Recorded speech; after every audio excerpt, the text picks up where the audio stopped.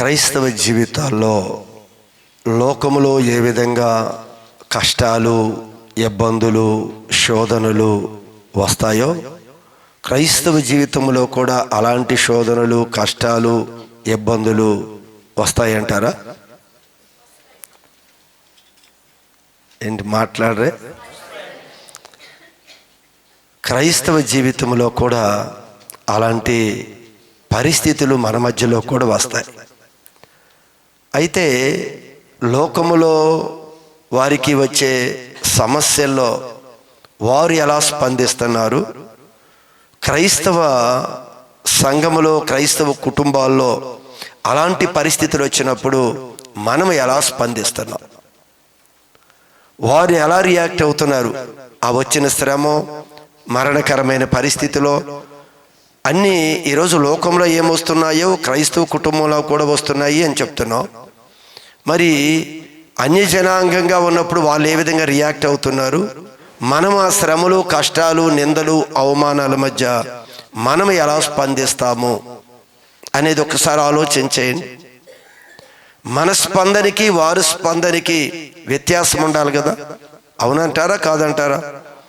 వారు స్పందించే స్పందన మనం స్పందించే స్పందనకి వేరుండాలి. ఎందుకు అంటే మనం జీవము కలిగిన దేవుణ్ణి సేవిస్తున్నాము అని మాట్లాడుతున్నాం కదా, లోకానికి సాక్ష్యం ఇస్తున్నాం కదా, మా దేవుడు జీవం కలిగిన వాడు అని, మా దేవుడు సర్వశక్తిమంతుడు అని, మా దేవుడు సర్వలోకాన్ని సృజించిన వాడు అని మనం సాక్ష్యం ఇస్తున్నాం కదా. మరి అదే శ్రమ, అదే ఇబ్బంది, అదే శోధన మన జీవితంలో కూడా ఎంటర్ అయినప్పుడు మన స్పందనకి వారి స్పందనకి కూడా వ్యత్యాసం ఉండాలి. అందుకు మన అందరినీ కూడా అలా స్పందించే విషయంలో మనం ఒక సపరేట్గా ఉండాలి అనే ఉద్దేశంతో దేవుడు నిత్యము తన వాక్యం ద్వారా మన బలపరుస్తూ మన విశ్వాస పరిమాణాన్ని పెంచుతూ ఉన్నాడు దేవుడు. వారు స్పందించినట్లుగా మీరు స్పందించకూడదు, వారు భయపడినట్లుగా మీరు భయపడకూడదు.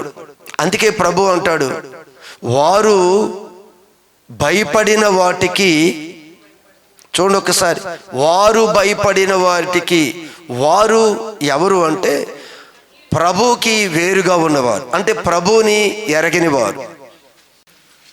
ఈ జనుల మార్గములో నడవకూడదు అని యెహోవా బహుబలముగా నాతో చెప్పి ఉన్నాడు. దేవుడైన యెహోవా బహుబలముగా నాతో చెప్పి ఉన్నాడు. నన్ను గద్దించి ఈ మాట సెలవిస్తున్నాడు. దేవుడంట బహుబలంగా ప్రకటిస్తున్నాడంట, గద్దించి ఈ మాట నాకు సెలవిచ్చాడు. ఏమని సెలవిచ్చాడని చదివాం పైన, ఈ జనుల మార్గమున వారు ఏ మార్గాలైతే ఎంచుకుంటున్నారో, వారు ఏ ఆలోచన కలిగి ఉన్నారో ఆ మార్గాల్లో మీరు నడవకూడదు అంటూ కిందేమంటాడు, వారు దేని కొరకైతే, ఏ విషయములైతే వారు భయపడుతున్నారో దానికి భయపడకుడి, మీరు భయపడవద్దు. దాని వలన దిగులు పడకుడి, ఆ పరిస్థితుల వలన మీరు దిగులు పడవద్దు. వారు దిగులు పడుతున్నారు, వారు భయపడుతున్నారు, మీరు దిగులు పడవద్దు, మీరు భయపడవద్దు. ఈరోజు ఆ వ్యత్యాసం కనిపించాలి. బహుబలంగా తెలియజేస్తున్నాడు దేవుడు. వారి జీవితాల్లో వస్తున్నాయి పరిస్థితులు, వీరి జీవితాల్లో వస్తున్నాయి పరిస్థితులు. ఆ పరిస్థితులు ఏ రూపంలో వస్తాయో, ఏ సమయంలో వస్తాయో, ఎలా వస్తాయో అవి మనకు తెలియకుండానే అవి మన జీవితంలోకి ఎంటర్ అయిపోతాయి. కానీ దేవుడనే మాట ఏమిటి అంటే, వారు భయపడుతున్నారు, వారు చింతిస్తున్నారు, వారు దిగులు పడుతున్నారు, కానీ వాటికి మీరు భయపడవద్దు, దిగులు పడవద్దు అని మనతో మాట్లాడుతున్నాడు. అయితే మనం ఎలా స్పందిస్తున్నామో ఈరోజు మనకి కూడా తెలియాలి. మనకి పరిచయం ఉన్న ఒక చిన్న మాటను మీకు తెలియచేస్తాను. చూడండి, మార్కు సువార్త 4వ అధ్యాయాన్ని ఒకసారి మనం గమనిస్తే, మార్కు సువార్త 4వ అధ్యాయము 35వ వచనం నుండి కొన్ని మాటలు మనం ధ్యానిస్తే, ఓ సందర్భంలో యేసు ప్రభు శరీరధారిగా ఈ భూమి మీద ఉన్నప్పుడు ఆయన అనేకమైన విషయాలని ఆయన ప్రకటిస్తూ ఉన్నాడు. ఆత్మ సంబంధమైన అనేకమైన సత్యాలని యేసు ప్రభు వచ్చిన జన సమూహంతో మాట్లాడుతూ వాళ్ళని బలపరుస్తూ ఉన్నాడు. ఆ బలపరుస్తున్న క్రమంలో ఆయన బోధించాడు. బోధించిన తర్వాత మరి అక్కడ జరిగిన సంఘటన ఏమిటి అంటే చదువుదాం.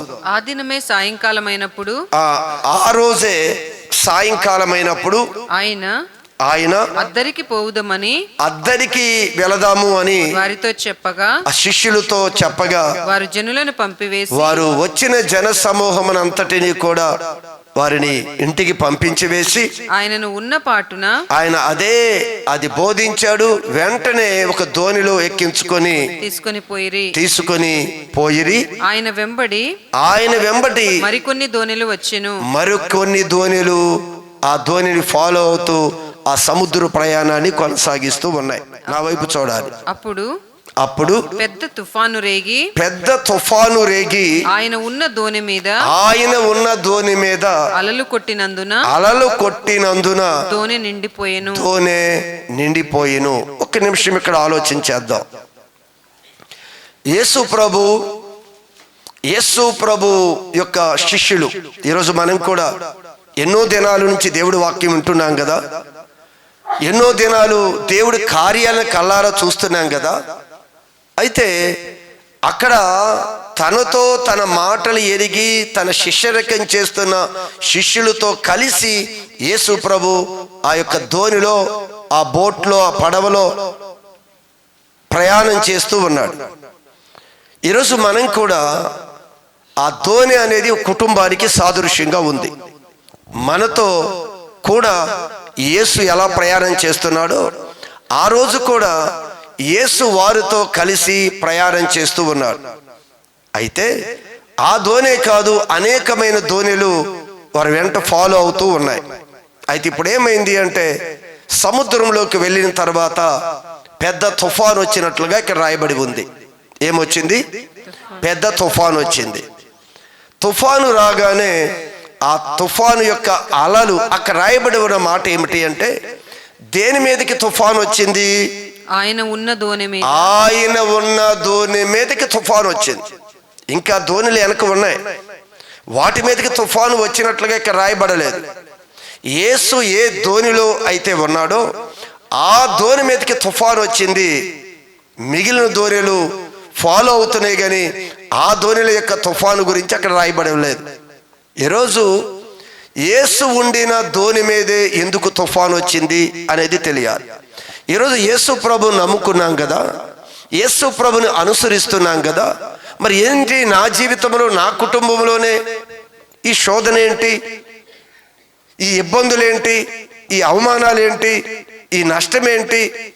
ప్రభువును మంచిగానే విశ్వసించాను కదా, మంచిగానే ఆయన అనుసరిస్తున్నాను కదా, మంచిగానే ఆయన చెప్పిన మాటల ప్రకారం అడుగులు వేస్తున్నాను కదా, ఎందుకు నా జీవితంలో ఎందుకు ఈ శోధనలు వస్తాయి?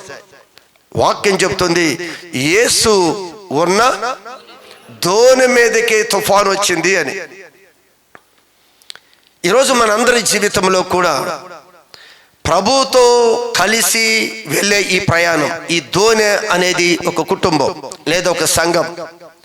ఈ ఆత్మీయ సంఘము ప్రయాణం చేస్తూ ఉండగా, ఈ ఆత్మీయ ప్రయాణంలో మనతో ఎవరున్నారు అనేది ఎప్పుడూ కూడా మనకు ఒక ఆలోచన ఉండాలి.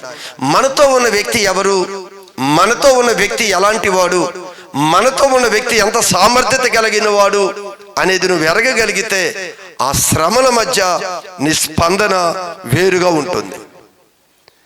నీతో ఉన్న వ్యక్తి యొక్క శక్తి సామర్థ్యాలు తెలిస్తే ఆ కష్టంలో, శోధనలో, శ్రమలో వచ్చే స్పందన వేరుగా ఉంటుంది. అయితే వీరు ప్రయాణం చేస్తూ ఉన్నారు, తుఫాను వచ్చింది, దోణి నిండిపోతూ ఉంది. వీరు చాలా ప్రయాసపడ్డారు, నీరు బయటికి పోస్తున్నారు, ఆ వర్షం తుఫానుతో దోణి నిండిపోతుంది, అలల చేత నిండిపోతుంది, నీరు బయటికి పంపిస్తూ ఉన్నారు, చాలా ప్రయాసపడ్డారు. చివరికి ఒక దిగులు, ఒక చింత వారిలోకి వచ్చేసింది. ఏమైపోతామో, నా కుటుంబం ఏమైపోతుందో, నా పిల్లలు ఏమైపోతారో, నా జీవితం ఏమైపోతుందో అని ఆ ఆలోచన అంతా కూడా వాళ్ళు కలత చెందే విధంగా చేశాయి. ప్రభువుని ఎరిగిన వారే, ప్రభు కార్యాలు చూసిన వారే, కానీ వారు కూడా చింత ప్రారంభమైంది వారిలో.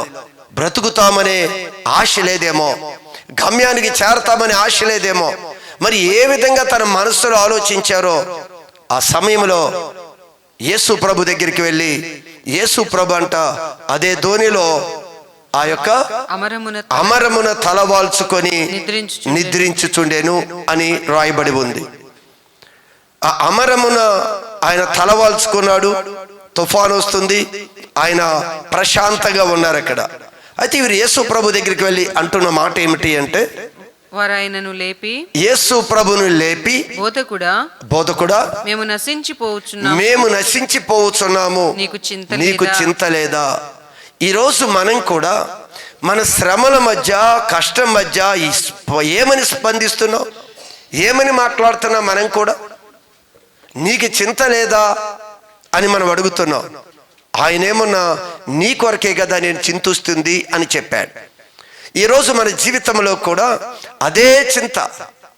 మనం కూడా చింతిస్తూ, ప్రభువుకి చింత లేదు, ప్రభువుకు కనికరం లేదు, ప్రభు నా కుటుంబాన్ని జ్ఞాపకం చేసుకోవటం లేదు, ప్రభు ఈ పరిస్థితుల మధ్య నా చెయ్యి విడిచాడు అనే విధంగా మనం కూడా స్పందిస్తూ ఉన్నాం. ఈ కష్టాలు, ఇబ్బందులు, అవమానాలు, నిందలు, భయంకరమైన ఈ శోధన ఒకవేళ మన జీవితంలోకి అనుమతించాడేమో.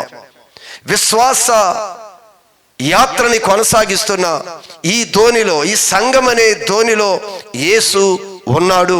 కానీ యేసు శక్తి ఏంటో, ఈ యేసు యొక్క బలం ఏంటో, ఈ యేసు యొక్క అధికారం ఏంటో ఈరోజు మనం గ్రహించగలగాలి. అయితే యేసు మాటలు అన్ని సంవత్సరాలు ఆలకించినా కూడా వారు మాట్లాడుతున్న మాట ఏమిటి అంటే, నీకు మా పట్ల చింత లేదా?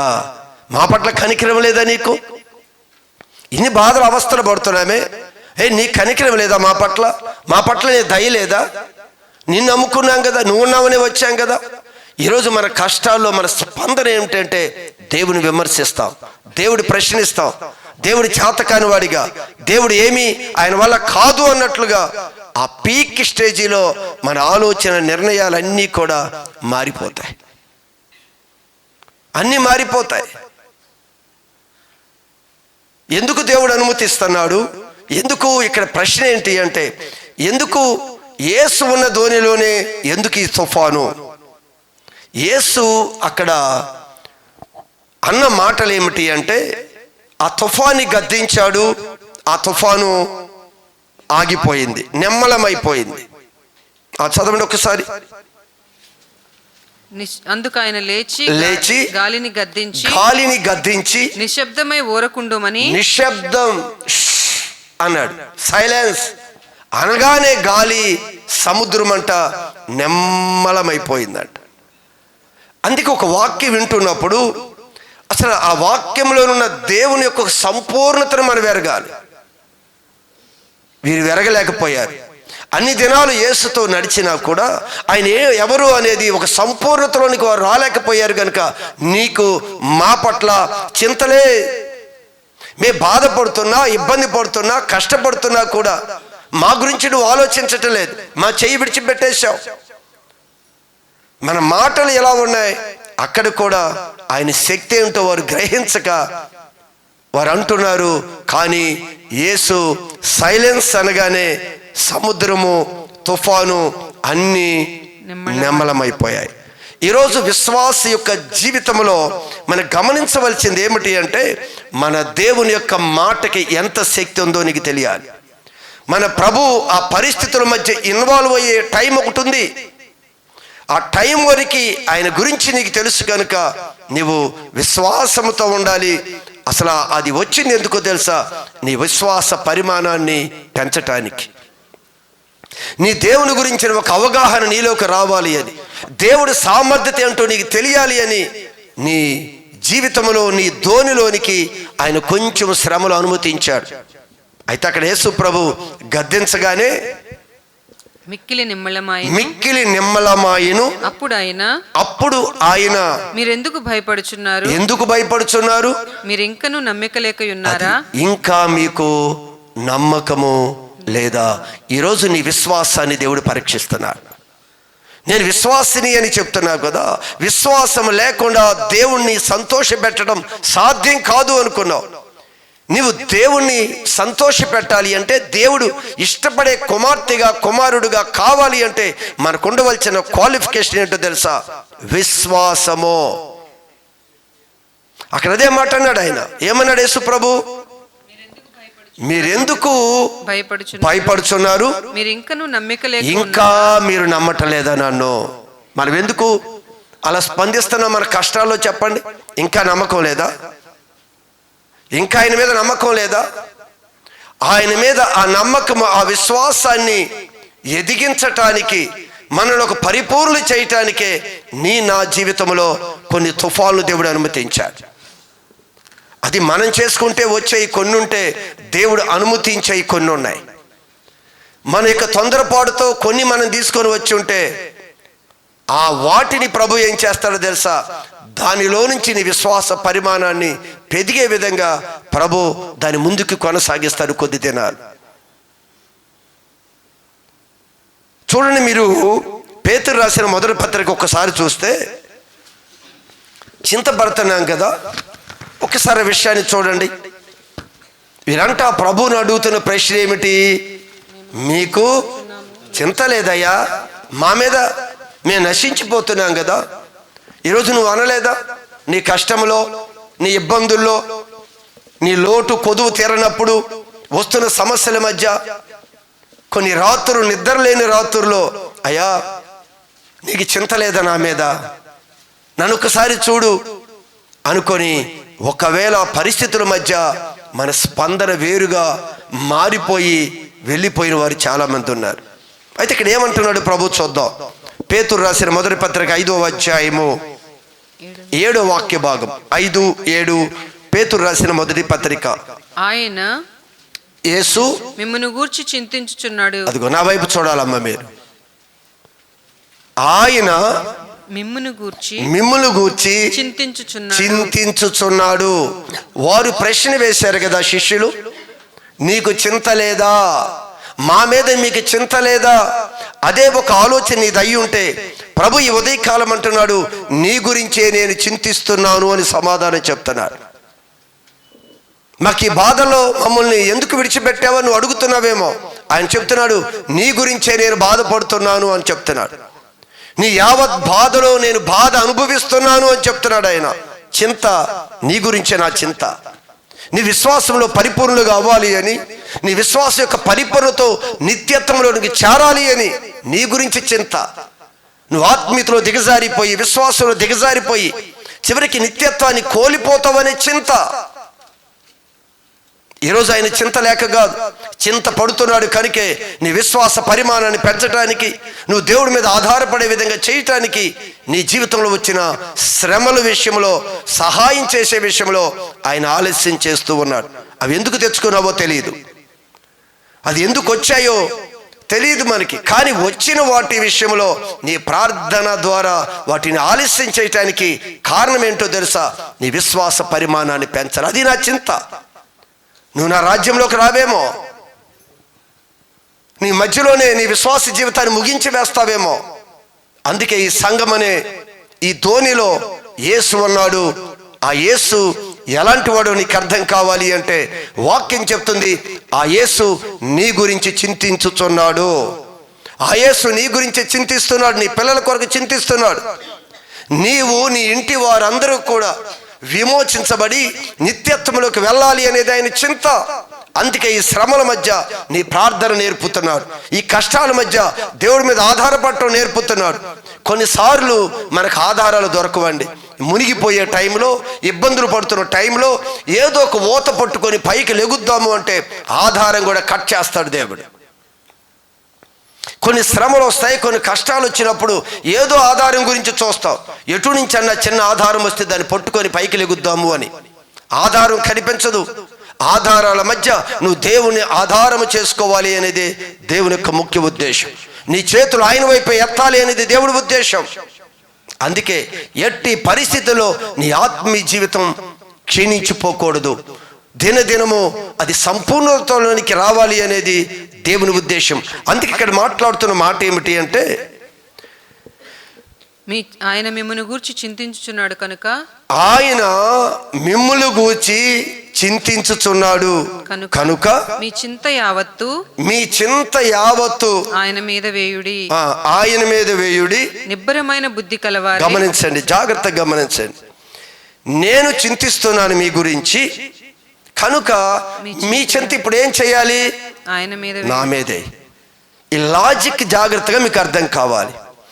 ఏ చింత దేనికి దిగులు పడుతున్నావో, నీ పిల్లలో, నీ వ్యాపారమో, నీ కుటుంబమో, నీ భార్యో, నీ భర్తో, నీ ఉద్యోగ విషయమో, ఏ విషయమైనా అవ్వచ్చు, ఆ చింతని నీవు నా మీద, నేను కదా చింతిస్తుంది. పిల్లలకి చింత ఉండదు, అన్నీ నానే చూసుకుంటాడు, అమ్మే చూసుకుంటుంది. అవునా? శుభ్రంగా ఆడుకొని అటు ఇటు తిందా కింద మీద పడి పరిగెత్తుకుంటూ వస్తాడు, దెబ్బ తగిలిన ఇక్కడికే వస్తాడు.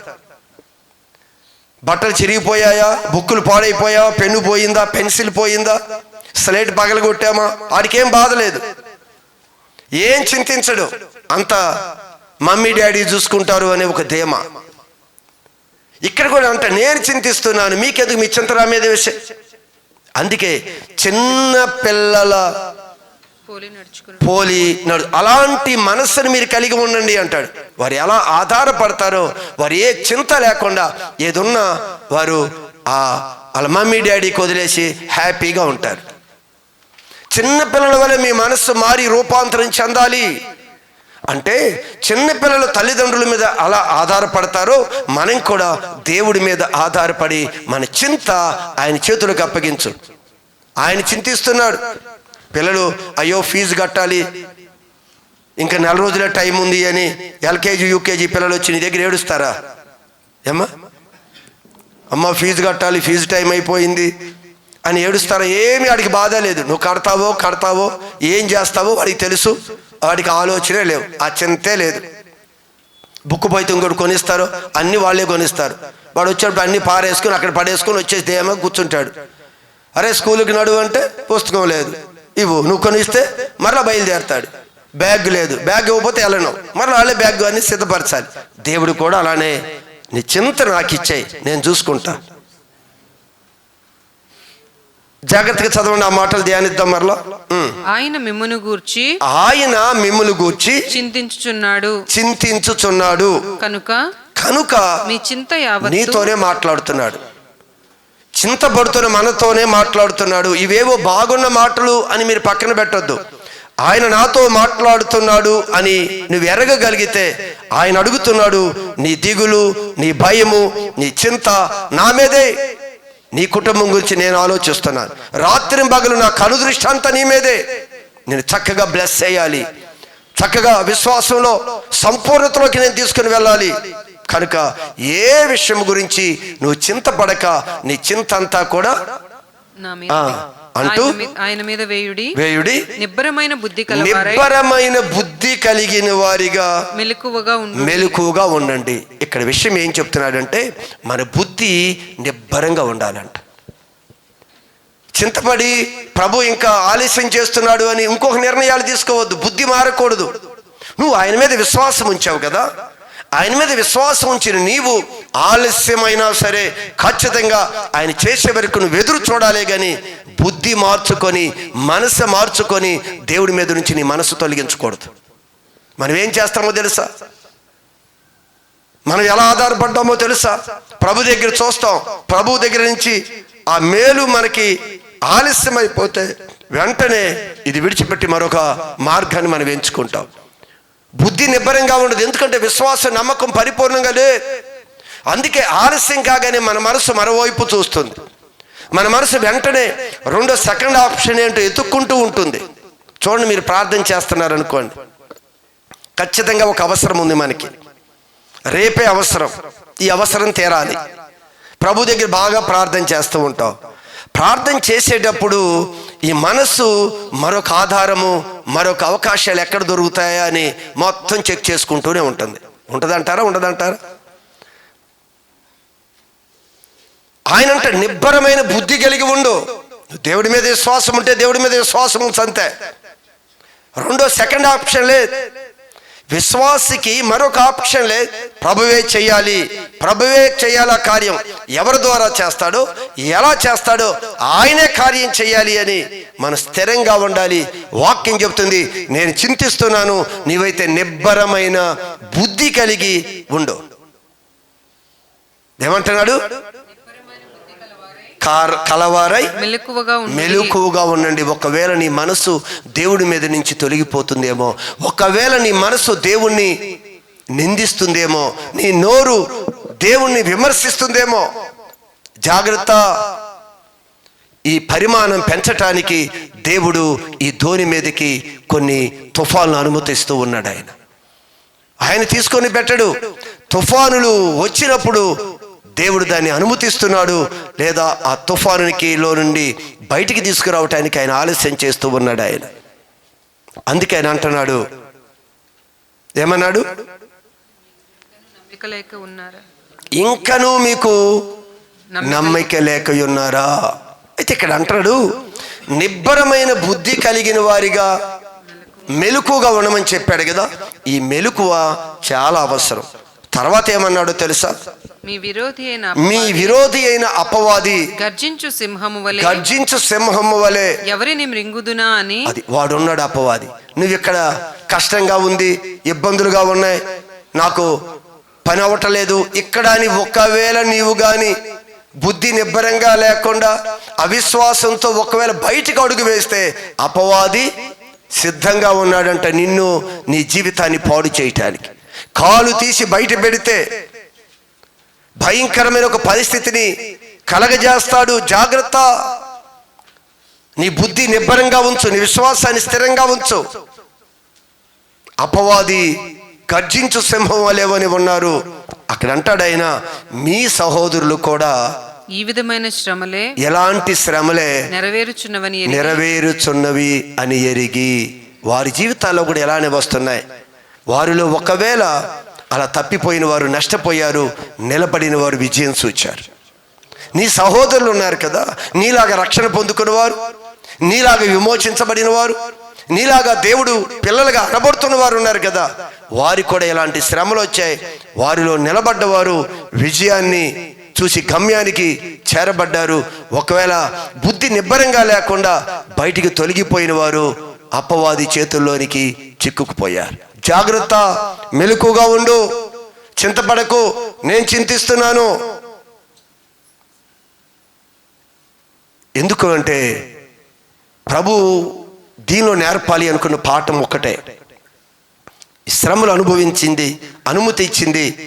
ఒకవేళ నీ ప్రార్థనకి జవాబు ఆలస్యం చేస్తుంది. ఎందుకు అంటే మనందరం కూడా విశ్వాసములో ఎదగాలి అని, దేవుడి మీద ఆధారపడటం నేర్చుకోవాలి అని, ఎన్ని కష్టమైనా సరే ఆయన ద్వారానే నాకు సహాయం కావాలి అని సెకండ్ ఆప్షన్ లేకుండా దేవుడి మీదే మనం నిలబడాలి అని. అయితే మన సహోదరులు అనేవారు కొంతమంది నిలబడలేక దేవుని విడిచారు, అపవాది చేతిలోనికి వెళ్ళిపోయారు. కొంతమంది ఆ పరిస్థితుల్లో నిలబడ్డారు, అపవాదిని ఎదిరించారు.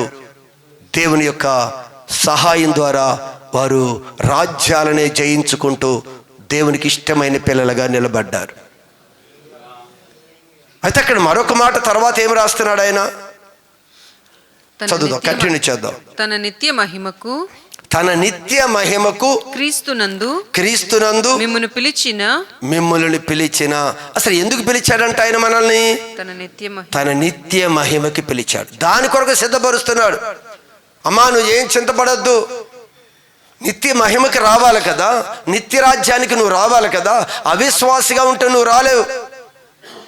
నువ్వు అవిశ్వాసిగా దేవుని ఎరగిన వారిగా ఉంటూ నువ్వు నిత్యత్వంలోనికి రాలేవు. నువ్వు దేవుని యొక్క నిత్యత్వంలోకి రావటానికి ఇదిగో నీ విశ్వాసాన్ని పరిమాణాన్ని పెంచుతూ, అందుకే శిష్యులతో ఆ మాట అంటాడు, ఇంకా నమ్మకం లేదు, ఇంకా నమ్మకం లేదా? అసలు ఇన్ని కార్యాలు చూస్తుండే ఇంకా నా మీద నమ్మకం లేదా? ఇన్ని ఉపదేశాలు ఆలకిస్తారు, ఇంకా నా మీద నీకు నమ్మకం లేదా? ఈ నమ్మకాన్ని పెంచటానికి సముద్రాన్ని గద్దించాడు, తుఫాన్ని గద్దించాడు. ఈయన ఎవరో అంటే నమ్మకము ఇంకా వారిలోకి రాలేదు కనుక ఇంకా ఎవరో అంటున్నా. ఆయన ఎవరో? ఈ సముద్రము, ఈ గాలి, ఆయన మాటకి లోబడిపోతున్నాయి. అంటే వారి నమ్మకం అక్కడి వరకు ఇంకా రాలా. మన నమ్మకం ఎక్కడి వరకు వచ్చింది? మన నమ్మకం ఎక్కడి వరకు వచ్చింది? ఇంకా చింతిస్తున్నావేమో, నీ చింత ప్రభు చేతులకు అప్పగించు. నిబ్బరమైన బుద్ధి కలిగి ఎటు డైవర్ట్ అవ్వద్దు. మరణమైన జీవమైన నా దేవునితోనే అని ఒక మంచి తీర్మానంతో అడుగులు వేయాలి. మనం వేస్తున్నప్పుడు ఆ విశ్వాసం స్థిరమైనప్పుడు ఆయన గద్దిస్తాడు. నీ పరిస్థితిని ఒక్క క్షణంలోనే మార్చగలిగే శక్తిమంతుడు. ప్రకృతే దేవుడికి లోబడిందంట. ఆగు ఏమన్నాడు ఆయన? అన్నాడా? ఏమన్నాడు ఆయన? నిశ్శబ్దం, సైలెన్స్ అనగానే నిమ్మలమైపోయాయి. నీ కుటుంబంలో కూడా వస్తున్న ఎన్నో అలలు ఆయన మాటకి నిమ్మలము చేయగలిగే శక్తిమంతుడు. కానీ ఇంకా అలలు వస్తూ ఉన్నాయి, కొడుతూ ఉన్నాయి అంటే నీ విశ్వాస పరిమాణాన్ని అయినా పెంచటానికే. ఎందుకంటే అక్కడ చదివిన మాట ఏంటి? తన నిత్య మహిమకు క్రీస్తునందు, యేసు క్రీస్తునందు మిమ్ముల్ని పిలిచిన సర్వకృపానిధియగు దేవుడు కొంచెము కాలము మీరు శ్రమపడిన పిమ్మట, అది కొంచెము కాలం శ్రమమ్మ. అమ్మ కొంచెము కాలం చింతించుకో. నువ్వు చింతించుకో, ఏదో అయిపోయింది వింత జరిగినట్లుగా చేయకు. ఎందుకంటే నిత్య మహిమకి వెళ్ళాలి కదా మనం. నువ్వు నిత్య మహిమలోనికి రావాలి కదా.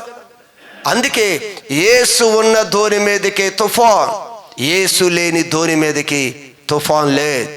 నువ్వు ఆత్మీయ జీవితంలో బాగా నడవాలి నడుస్తున్నా ఇదిగో ఈ సంఘం అనే ధోని మీదకి ఎన్నో తుఫాన్లు వస్తాయి. ఏదో వింత జరిగినట్టు భయపడకండి, వింత జరిగినట్టు భయపడవద్దు. ఆ ధోని ప్రయాణం అవుతూనే ఉంది. దానిలో యేసు ఉన్నాడు, ఈ ధోనిలో కూడా యేసు ఉన్నాడు.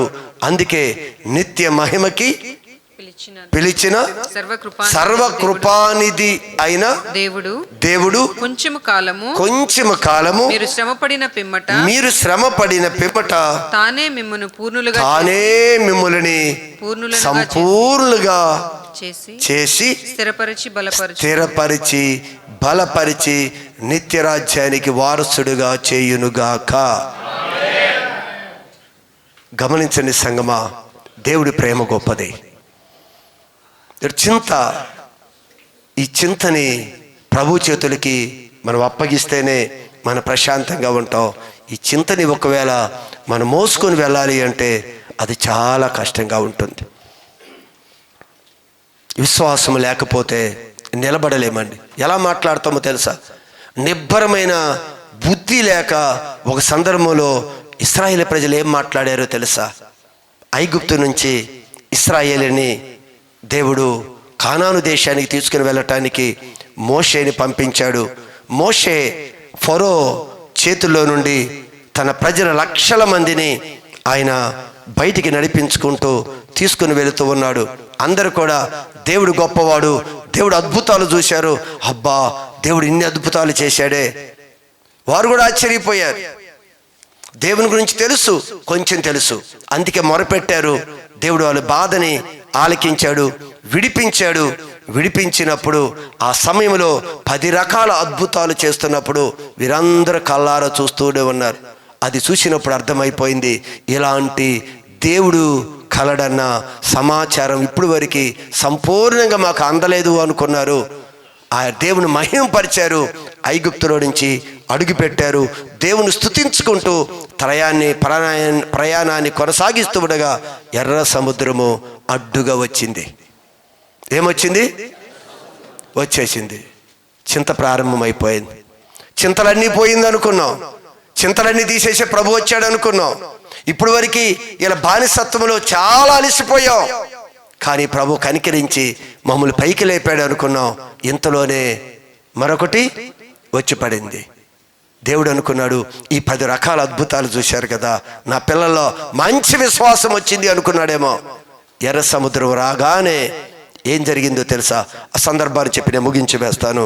ఒక్కసారి నిర్గమాకాండం 14వ అధ్యాయాన్ని ఒకసారి చూడండి.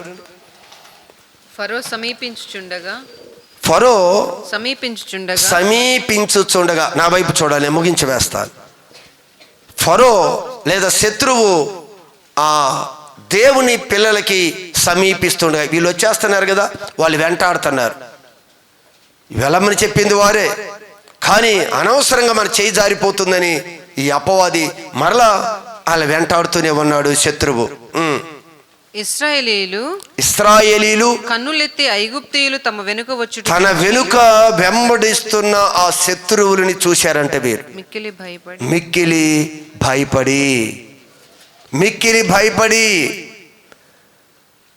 దేవుడు తన కార్యాల ద్వారా రాజుని, రాజ్యంలో ఉన్న అధికారులను కూడా భయపెట్టి ఆ శక్తిని కనపరిచి వారందరినీ బయటికి తీసుకొని వస్తే ఇప్పుడు వస్తున్న సైన్యాన్ని చూసి మరలా వీరు భయపడుతున్న సందర్భాన్ని చూపించాడు. నీవు కూడా నీ సమస్యలో భయపడిపోతే, నీ విశ్వాసమైతే నీకు వస్తున్న ఈ చింత, ఈ భయంలో నీ యొక్క ఏం చెప్పాను స్పందన ఏంటి? వీరి స్పందన ఏంటో చెప్పనా? వెనక శత్రువులు వస్తున్నారా? దేవుడు ఎలాంటి వాడో తెలుసా వీరికి? దేవుడు కార్యాలన్నీ చూశారా? 10 రకాల అద్భుతాలు చేశాడా? నీటిని రక్తంగా మార్చాడు. అలాంటివి ఎన్నో అద్భుతాలు చూశారు, కళ్ళారా చూశారు. అయితే వీరు మనస్సు ఎలా ఉందో, వీళ్ళ విశ్వాసం ఎలా ఉందో ఇక్కడ ఒక్కసారి చూస్తే చూడండి. వారు మోషేతో ఐగుప్తులో సమాధులు లేవని ఈ అరణ్యంలో చంపి ఇక్కడ పూడ్చి పెడదామని తీసుకొచ్చావా? చూడండి ఏ మాట మాట్లాడారు. దేవుడు వారి మీద కనికరం చూపి వాళ్ళ కన్నీరు విని, వారి బాధలు విని మోషేని పంపించాడు అక్కడికి.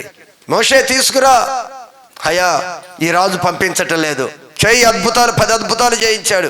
ఆ రాజు చేతులు ఎత్తేశాడు, నీ దేవుడు గొప్పవాడు, తీసుకుని వెళ్ళిపోమన్నాడు. అయితే వస్తూ ఉండగా ఇక్కడ జరిగింది చూశారా? ఈయన అంటాడు, మాకు అక్కడ సమాధులు లేవా? చచ్చిపోతే అక్కడే పాతి పెట్టేవారుగా, అక్కడ సమాధులకి స్థలం లేదని ఈ అరణ్యానికి తీసుకొచ్చావా మమ్మల్ని? దేవుడు సంపటానికి తీసుకొస్తాడా మనల్ని? అమ్మ, లోకంలో నుంచి తన సన్నిధికి తీసుకొని వచ్చాడు కదా, నిన్ను ఇబ్బంది పెట్టి, నిన్ను చంపి, నీకు కరువు తెప్పించి, నీతో ఏదో ఆ పరిస్థితుల మధ్య ఆనందించాలని తీసుకొచ్చాడా? ఏం మాట్లాడుతున్నావు? ఎన్నిసార్లు మాట్లాడావు? నీ కష్టాలు, నీ శ్రమ, నీ ఇబ్బందుల మధ్య ఏం మాట్లాడావు? మనం దేవుని ఏమని ప్రశ్నిస్తున్నావు? వీళ్ళు ప్రశ్నిస్తున్నారు, సమాధు లేదని మమ్మల్ని ఈ అరణ్యానికి తీసుకొని వచ్చావా? మమ్మను ఐగుప్తులో నుండి బయటికి రప్పించి మమ్మను ఇట్లు చేయనేలా? ఎలా ఎందుకు చేసావు? అక్కడి నుంచి తీసుకొచ్చి మాకెందుకు ఈ శ్రమ పెట్టావు? చూశారా, మన జీవితంలో కూడా ఇదే మాట్లాడతాం. అనవసరంగా నేరపోయి వచ్చాం. ఏదో ఇదేనో చేసేస్తాడని చెప్పి ఏదో వచ్చి బాప్తీసం తీసుకుని వెనక్కి వెళ్ళలే, ముందుకు రాలే. మళ్ళీ వెళ్ళిపోతే వాళ్ళు ఏమనుకుంటారో, ఉంటే వీళ్ళు ఏమనుకుంటారో. ఇదే పరిస్థితిలో ఉన్నారు వీరు కూడా. అలా అయితే ఏమంటున్నారు వీళ్ళు? మా జోలికి రావద్దు. పై మాట ఏమని చదివో? మమ్మను ఐగుప్తులో నుండి బయటికి రప్పించి మమ్మను ఇట్లు చేయనేలా? ఇలాగ ఎందుకు చేసావు మమ్మల్ని? మా జోలికి రావద్దు, ఐగుప్తీయులకు దాసులగుదుమని. వెళ్ళి మేము మరలా అదే పని చేసుకుంటాం. అక్కడే బాగుంది, హాయిగా ఉంది, అక్కడే చల్లగా మట్టి పిసుక్కుంటూ, చల్లగా ఉంటది కదా మట్టి, ఆ మట్టి తొక్కొని ఇటుకలు చేసుకుంటూ చల్లగా అక్కడే ఉంటాము, మేము వెళ్ళిపోతాము అని మాట్లాడుతున్నారు. ఈ అరణ్యమందు చచ్చుట కంటే, ఈ అరణ్యములో చచ్చే కన్నా ఇక్కడికి వచ్చి దేవుడి రాజ్యంలోకి వచ్చి శ్రమలు ఎందుకు? ఈయనేమన్నా విశ్వాసంలో పరిపూర్ణం చేయాలి, నిత్యత్వానికి వారసరిగా చేయాలని ఆయన కొద్ది దినాలు మనకి శ్రమలు అనుమతిస్తే మనమేమనుకుంటున్నారంటే వీళ్ళు మేము ఈ అరణ్యమందు చచ్చుట కంటే, ఇక్కడేదో ఇబ్బంది పడి, ఇక్కడేదో బాధపడి, ఇక్కడ చచ్చే కంట ఐగుప్తీయులకు దాసుల మగుటమే మేలు. సాతానికి దాసులు అయిపోతే ఏదో 2 దెబ్బలు కొట్ట అక్కడే ఎట్ట కొట్ట పడి ఉంటే పోయా. ఇక్కడికి వచ్చి మరీ స్ట్రాంగ్ అయిపోయావు. 2 ఆధారం లేకుండా చేస్తున్నాడు. నేనే దేవుణ్ణి, నేనే తప్ప మరొక దేవుడు లేడు అంటున్నాడు. ఇప్పుడు ఆయన మీదే ఉంచమని చెప్తున్నాడు. మన మనసు ఏమైనా 4 రకాలుగా తిరిగే మనసు ఇది కనుక అక్కడికి వెళ్ళిపోదాము అనేది వాళ్ళు తీర్మానం చేసుకున్నారంట. సంగమా, ఒక్కసారి గమనించు, మన జీవితంలో కూడా నిబ్బరమైన బుద్ధి కలిగిన వారిగా ఉండాలి. ఈరోజు వాక్యం చెప్తుంది, శోధనలో నీవు ఏ విధంగా స్పందిస్తున్నావు? ఈరోజు జీవము కలిగిన దేవుని సంఘములో ఈ ధోనిలో మనం ప్రయాణం చేస్తున్నాం. ఒక్క విషయం గమనించండి, ఈ ధోనిలో యేసు ఉన్నాడు. హల్లెలూయా. ఈ ధోనిలో యేసు ఉన్నాడు. ఆ యేసు ఎలాంటి వాడో నీకు నాకు తెలియాలి అని ఈరోజు మాట్లాడుతూ నీ చింత నా మీద వేయి. నీ గురించే నేను నా చింత అంతా కూడా మీరు బాగుండాలి, మీరు నిత్యత్వంలోకి రావాలి, ఆ నిత్య మహిమకి మీరు వారసులు కావాలి. ఒకవేళ తప్పిపోతారేమోననే ఒక బాధ, ఒక చింత. మీ కొరకు నేను చింతిస్తున్నాను. నిబ్బరమైన బుద్ధి కలిగి ఉండండి, మనసును మార్చుకోవద్దు. కొద్ది దినాలు ఈ శ్రమలు, తర్వాత మిమ్మల్ని పూర్ణులుగా నేను చేసి నిత్య మహిమకి తీసుకుని వెళతాను. అలాంటి ధన్యత, కృప దేవుడు మనందరికీ అనుగ్రహించునుగాక. ఆమేన్.